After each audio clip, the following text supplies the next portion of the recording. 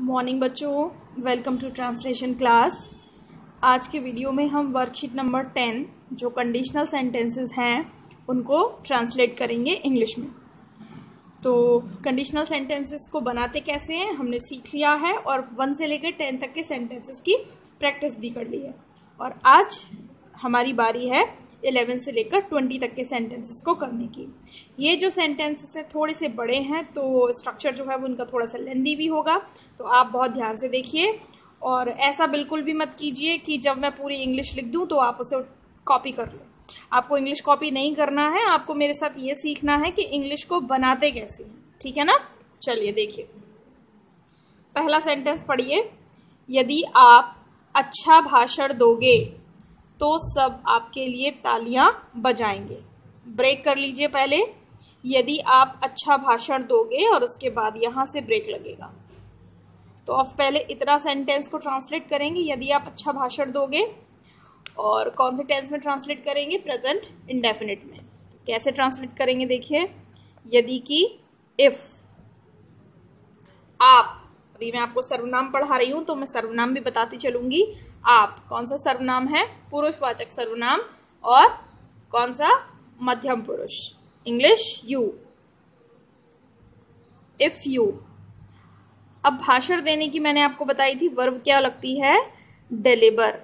Give नहीं लगती है, डिलीवर लगती है। If you deliver. अब अच्छा भाषण तो अ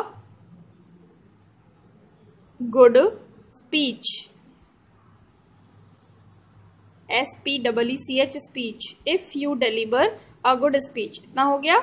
उसके बाद कॉमा, ठीक है। उसके बाद सेंटेंस है सब आपके लिए तालियां बजाएंगे। तो सबकी इंग्लिश ऑल। अब उसके बाद फ्यूचर में तो ऑल के साथ विल, तालियां बजाने की, क्लैप, और आपके लिए फॉर यू। हो गया। If you deliver a good speech all will clap for you. सुंदर लग रहा है ना? चलिए अगले सेंटेंस पर चलते हैं। यदि आप इस पेपर पर हस्ताक्षर कर दोगे, हस्ताक्षर मतलब साइन कर दोगे, तो आप फंस जाओगे। कभी कभी ऐसा होता है ना कि हम किसी गलत पेपर पर सिग्नेचर कर देते हैं, हमें नहीं पता होता है कि उस पेपर में क्या लिखा है और फिर हमारे लिए मुश्किल हो जाती है। तो before signing on any paper you must read. तो किसी भी पेपर पर साइन करने से पहले आपको उसको एक बार जरूर पढ़ लेना चाहिए। तो यदि आप इस पेपर पर हस्ताक्षर कर दोगे, ब्रेक कर लीजिए, तो आप फंस जाओगे। अब इसकी इंग्लिश बनाते हैं। यदि इफ आप यू, अब प्रेजेंट इंडेफिनिट में हस्ताक्षर करना, वर्ब क्या लगेगी? साइन। If you sign. अब इस पेपर पर, इफ यू साइन ऑन, इसकी this paper. If you sign on this paper, ठीक है। If you sign on this paper. इतना हो गया। उसके बाद कॉमा। आप फंस जाओगे। तो आप मतलब यू, यू के साथ helping verb will, you will. अब हमें इंग्लिश लगानी है फंस जाने की। अब यहाँ पर फंस जाना मतलब मुश्किल में पड़ जाना, और मुश्किल में पड़ जाने की इंग्लिश होती है गेट इनटू ट्रबल। तो हम यहाँ लगाएंगे you will get into trouble. TROUBLE। Trouble मतलब परेशानी या मुश्किल। If you sign on this paper you will get into trouble, ठीक है। अगले सेंटेंस पर चलें। चलिए 13 देखिए। यदि आप यहाँ कूड़ा फेंकोगे, ब्रेक कर लीजिए, तो सभी आपकी शिकायत करेंगे। सही बात है, आपको कहीं पर भी तो कूड़ा नहीं फेंकना चाहिए ना। जहाँ पर कूड़ा फेंकने के लिए डस्टबिन रखा हुआ है वहीं आपको कूड़ा फेंकना है, लेकिन आजकल के लोग तो कहीं पर भी कूड़ा फेंक देते हैं। तो क्या इसलिए लिखा है कि यदि आप यहाँ कूड़ा फेंकोगे तो सभी आपकी शिकायत करेंगे। चलिए, तो यदि की इंग्लिश इफ, आपकी इंग्लिश यू, प्रेजेंट इंडेफिनिट फेंकने की, थ्रो या डंप, कुछ भी लगा सकते हैं। If you throw, if you throw, अब क्या फेंकोगे यहाँ पर?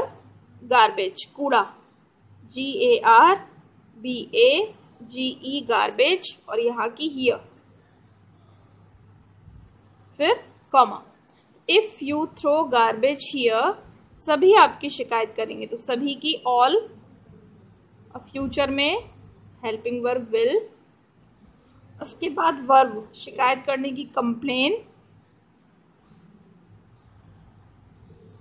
All will complain. अब आपकी या आपके बारे में शिकायत होगी ना, तो ऑल विल कंप्लेन अबाउट,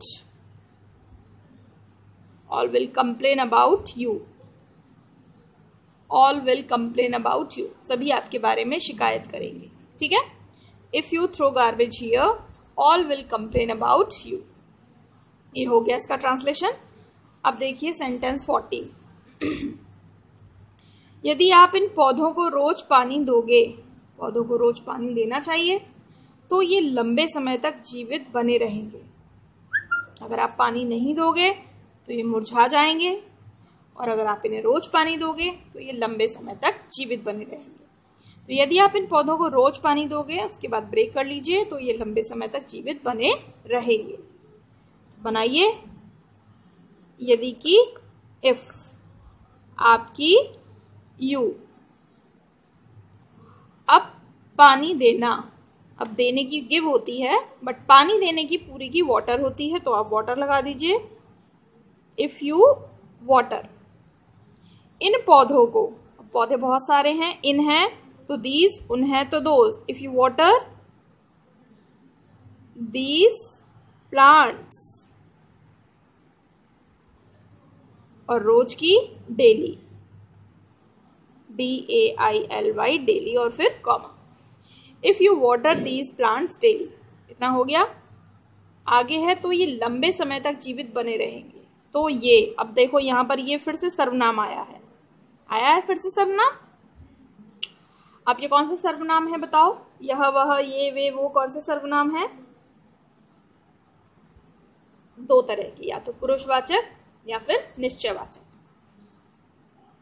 तो यहाँ पर इसका इस्तेमाल पौधों के लिए हुआ है, जीवित बने रहने के लिए हुआ है, तो ये कैसा सर्वनाम है?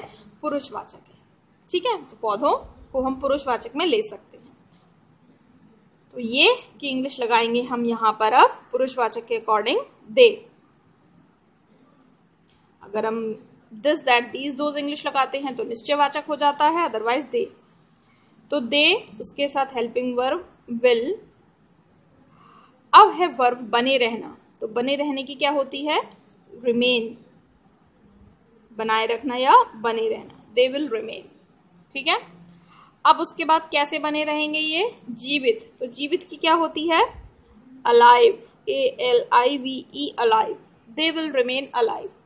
अब लंबे समय तक या लंबे समय के लिए, तो for a long time, for a long time, और उसके बाद question, full stop. If you water these plants daily, they will remain alive for a long time. अब आप इंग्लिश में बात कर सकते हो ना, अगर आप इनको अच्छे से सीख जाओगे, you can speak English also very well. आगे चलते हैं। यदि तुम ऊपर चढ़ोगे तो फिसल जाओगे, और तुम कोई ढलान वाली चीज पर ऊपर चढ़ोगे तो फिसल जाओगे। तो यदि तुम ऊपर चढ़ोगे, ब्रेक कर लीजिए, तो फिसल जाओगे। कौन? तुम। तो यहाँ पर तुम है नहीं, लेकिन हम तुम से ही बनाएंगे। तो बनाइए यदि की इफ,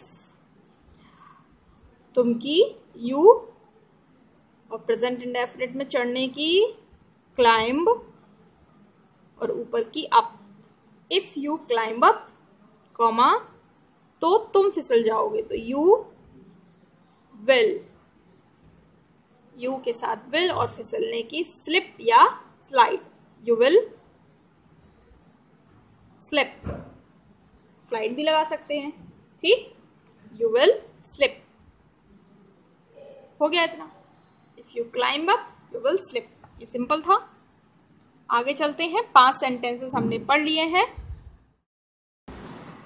अब 16 नंबर का सेंटेंस देखिए, यदि वे तुम्हें कम वेतन, वेतन मतलब तनख्वाह, पैसे, सैलरी, यदि वे तुम्हें कम वेतन देंगे तो तुम नौकरी छोड़ दोगे।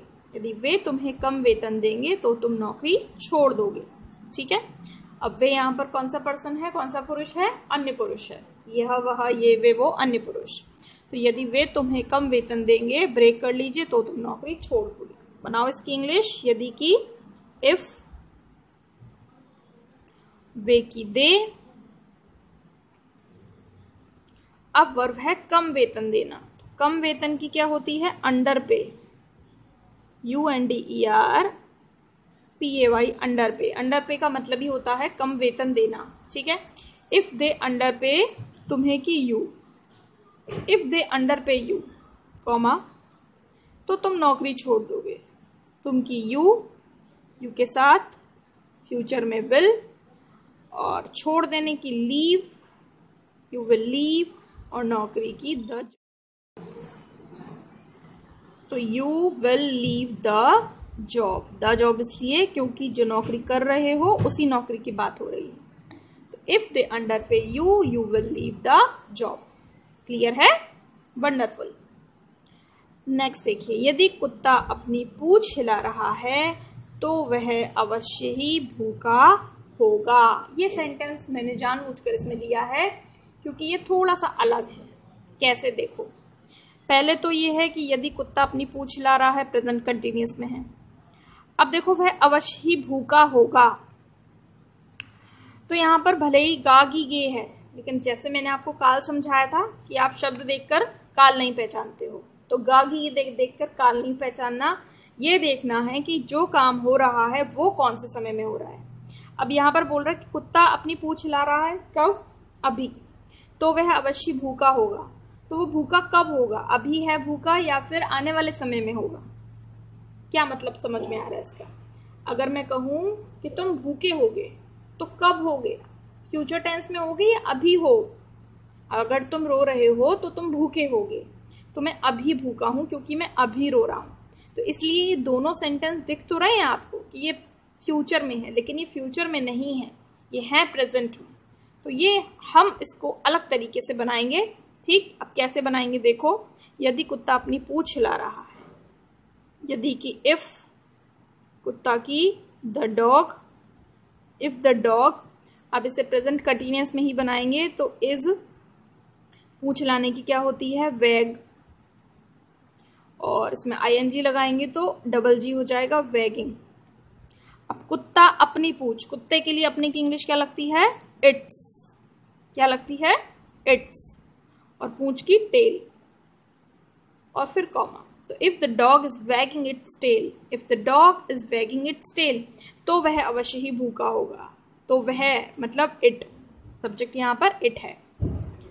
यहाँ पर भी क्या है, अन्य पुरुष है और पुरुषवाचक सर्वनाम है, वह अवश्य ही भूखा होगा। तो इट, अब यहाँ पर अवश्य ही भूखा होगा, लेकिन है वो भूखा, होगा नहीं, है वो भूखा। तो इट अवश्य ही की मस्ट, और होने की बी, इट मस्ट बी, और भूखे की हंग्री, HUNGRY, हंग्री। अगर आप यहाँ इट विल बी हंग्री लगा दोगे तो इट गेट्स रॉन्ग, गलत हो जाता है ये। तो यहाँ पर ये देखना है कि अगर फ्यूचर टेंस नहीं है तो आप उसे फ्यूचर टेंस में नहीं बनाएंगे। तो अवश्य ही भूखा होगा, it must be hungry. Clear है? चलिए 18 नंबर का सेंटेंस देखिए, यदि तुम लंबे समय तक विश्राम करोगे, ब्रेक कर दिया, तो अच्छा महसूस करोगे। अगर कोई आदमी बीमार है और वो विश्राम करता है तो उसको थोड़ा सा अपने अंदर अच्छा फील होता है कि अब मैं ठीक हो रहा हूं। तो वही बात है कि यदि तुम लंबे समय तक विश्राम करोगे, कैसे बनाएंगे इसको देखो। इफ यू, विश्राम करने की क्या होती है, टेक रेस्ट। वैसे तो रेस्ट भी होती है बट मुझे टेक रेस्ट लगाना अच्छा लगता है। इफ यू टेक रेस्ट, लंबे समय तक, फॉर अ लॉन्ग टाइम। अभी हमने लगाई थी इससे पहले लंबे समय तक के लिए, if you take rest for a long time, comma, तो अच्छा महसूस करोगे। तो अब यहां पर कौन अच्छा महसूस करेगा, तुम, तो यू। अब फ्यूचर में करोगे ना, तो यू विल, और महसूस करने की फील, और अच्छा की गुड नहीं, you will feel better. Comparative degree लगाएंगे गुड की बेटर, क्योंकि पहले से अच्छा महसूस करोगे। तो if you take rest for a long time you will feel better. ठीक है। 90 नंबर का सेंटेंस देखिए, यदि सरकार कीमतें घटा देगी, ब्रेक कर लीजिए, तो चुनाव जीत जाएगी। सरकार जो है वो चीज़ों के दाम घटा देगी, आलू प्याज दाल चावल सब कुछ सस्ता कर देगी, तो लोग उसे वोट करेंगे तो वो चुनाव जीत जाएगी। अब बताइए इसकी इंग्लिश देखिए, इफ सरकार की, द गवर्नमेंट, स्पेलिंग देखिए ध्यान से, GOVERNMENT, गवर्नमेंट, एन का खास तौर से ध्यान रखना। तो इफ द गवर्नमेंट, ठीक है, इफ द गवर्नमेंट, अब घटा देने की, रिड्यूस, REDUCE, घटाने की क्या होती है, रिड्यूस, गवर्नमेंट सिंगुलर है तो रिड्यूसेस, रिड्यूसेस द, कीमतों की, prices, PRICES, prices, comma, if the government reduces the prices, तो चुनाव जीत जाएगी। तो गवर्नमेंट के लिए क्या लगाएंगे, इट, सब्जेक्ट इट, और उसके बाद हेल्पिंग वर्ब विल, और जीतने की विन, और चुनाव की the election, it will win the election. हो गया, आराम से हो जाते हैं, कोई भी हैसल्स की ज़रूरत नहीं है इसमें, परेशान होने की नीड नहीं है इसमें, घबराना भी नहीं है। If the government reduces the prices it will win the election, बस आपको इंग्लिश आनी चाहिए सबकी, उसके बाद आप बनाते चले जाते हो। देखिए अगला सेंटेंस, अगर यह खबर प्रकाशित होगी, प्रकाशित होने का मतलब छपना, अखबार में छप जाती है तो हमें बहुत नुकसान होगा। तो अगर यह खबर प्रकाशित होगी, ब्रेक कर लीजिए, तो हमें बहुत नुकसान होगा।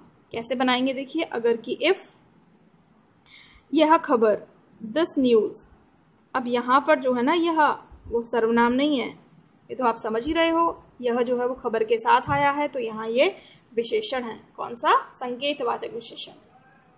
इफ दिस न्यूज़ प्रकाशित होगी, अब यहाँ प्रकाशित होना, होने की इंग्लिश क्या लगाएंगे, होने की इंग्लिश लगाएंगे गेट, और न्यूज़ को सिंगुलर ही मानते हैं तो सिंगुलर के साथ S.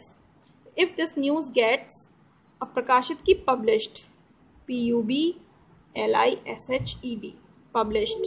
If this news gets published, फिर कॉमा, हमें बहुत नुकसान होगा, तो हमें की वी, और उसके साथ हेल्पिंग वर्ब विल लगा दीजिए या शेल लगा दीजिए, पक्की बात है तो विल लगा देते हैं, तो वी विल, अब हमें बहुत नुकसान होगा या हम बहुत नुकसान झेलेंगे, तो हम बहुत नुकसान झेलने की क्या होती है, बियर अ ग्रेट लॉस, तो we will bear a great loss, नुकसान की ग्रेट लॉस।